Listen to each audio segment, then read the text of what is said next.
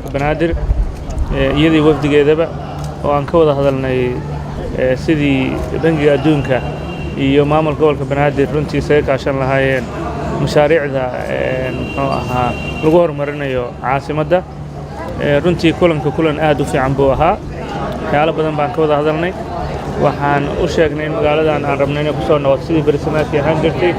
magaalo nabad ah oo runtii la tartami karta caalamka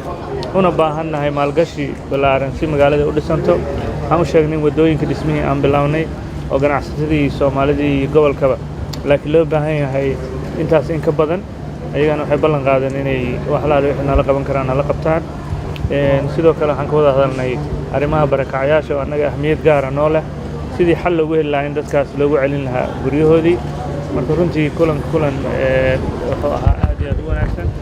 marka looga mahadcelinaynaa Bangiga Aduunka taageerada joogtada oo uu siiyo iyo sida uu dawladda federaalka ugala shaqeeyo inay maamulkeeda hagaajiso maaliyadda si loo helo in deyntii dalka laga cafiyo isla markaana loo helo maalgashi ballaaran waa mahadsantiin. In Mogadishu today, we've been having good discussions with the mayor of Mogadishu. His leadership of the Banaadir Regional Administration has been wonderful for us as the World Bank as we built our partnership here in Mogadishu. We're very excited about the work that we'll be starting to rehabilitate roads across the city in a number of districts, which will be starting in July this year. And also we've been very pleased to see the way that the work has progressed in building the